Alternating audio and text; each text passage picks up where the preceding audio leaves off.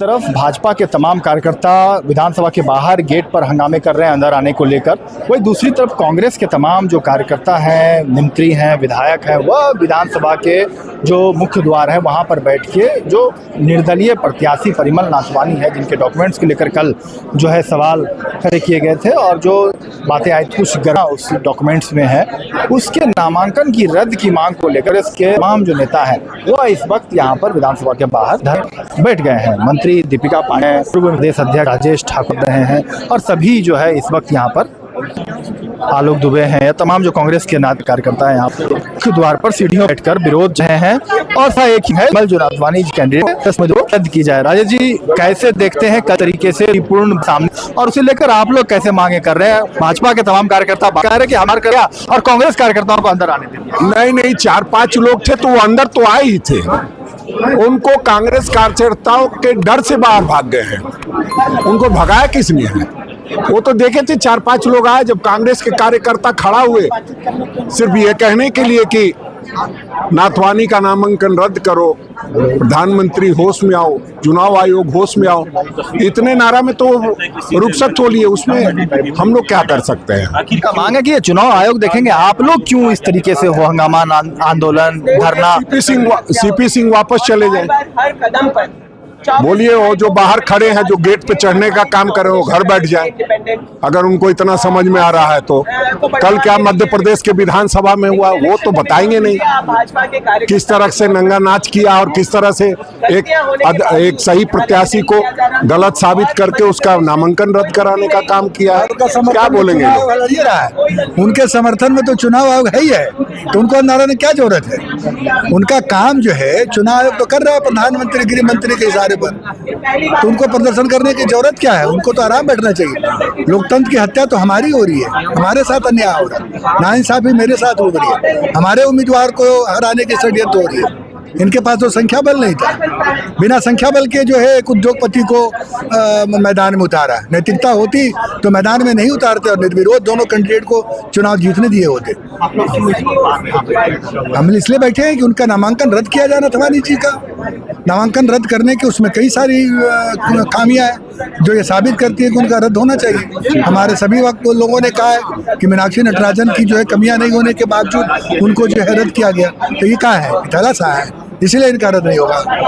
रद्द की मांग की जा रही है। मंत्री दीपिका पांडे क्या कुछ कर रही है वह भी आप चला रहे हैं और इलेक्शन कमीशन को इसमें बिल्कुल टॉप मोस्ट पोजीशन है। सीट चोरी से बढ़ते बढ़ते, वोट चोरी से बढ़ते बढ़ते ये सीट चोरी तक पहुंच गए। कल ही आपने देखा मध्य प्रदेश में संख्या कम थी, फिर उसके बावजूद उन्होंने अपने प्रत्याशी को विजयी घोषित कर दिया है। तो ये तमाम बातें देश की जनता के सामने, स्थितियां विपरीत हैं, लेकिन हम लोग लोकतंत्र को जिंदा रखने के लिए जहां भी संघर्ष करना होगा करेंगे।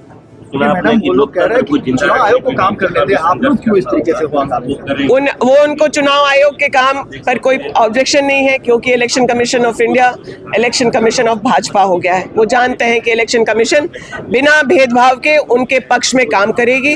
धन बल से जो मजबूत है, नाथवानी जी उनके लिए काम करेगी क्योंकि अमित शाह के मित्र हैं, मोदी जी के मित्र हैं। लेकिन लोकतंत्र की हर कदम पर हत्या हो रही है, हम लोग इसका विरोध कर रहे हैं। और जो 24 विधायक भाजपा के खरीद कर इन्होंने हॉर्स ट्रेडिंग की शुरुआत की, उस पर भी कोई संज्ञान इलेक्शन कमीशन ने नहीं लिया।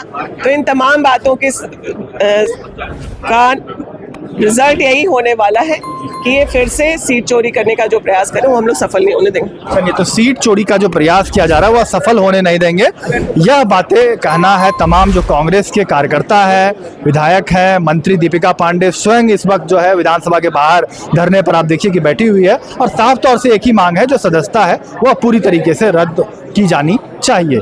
सतीश पॉल मुंजनी भी है। सतीश जी, कैसे देखते हैं आप लोग यहाँ पर जो बैठ गए हैं प्रदर्शन करने, क्यों बैठ गए आप? आप देखे होंगे कि जिस तरह से प्रधानमंत्री साहब ने इस देश को पूंजीपतियों के हाथों में गिरवी रखने का काम किया है। अब देखेंगे राज्यसभा चुनाव को लेकर के कल स्क्रूटनी हुई, एक तरफ मध्य प्रदेश में बिना उनको समय दिए उनका नामांकन मीनाक्षी नटराजन का रद्द कर देते हैं और यहाँ पर इनके कई खामियां न आती स्क्रूटनी में, उसके बाद इनको 24 घंटे का समय दिया जाता है, होल्ड पे रखा जाता है। इससे साफ है कि भाई केंद्र में ये सरकार पूंजीपति अडानी और अंबानी चला रहे हैं। आपको पता हो कि नाथवानी साहब किसके हैं? रिलायंस कंपनी के सीईओ है। तो रिलायंस कंपनी के सीईओ साहब का फोन आ गया अमित शाह जी को, अडानी को, तो उन्होंने चुनाव आयोग को कह दिया और इस तरह से पूरे देश भर में देख रहे हैं कि चुनाव आयोग के माध्यम से वोट चोरी हो रही थी, अब सीटों को भी चोरी कर रहे हैं ये चुनाव आयोग के माध्यम से। उसी को लेकर के हम लोग धरना प्रदर्शन कर रहे हैं कि आप एक आंख में सुरमा एक आंख में काजल नहीं कर सकते हैं। आपको करना है तो इनका भी नामांकन को रद्द करना होगा।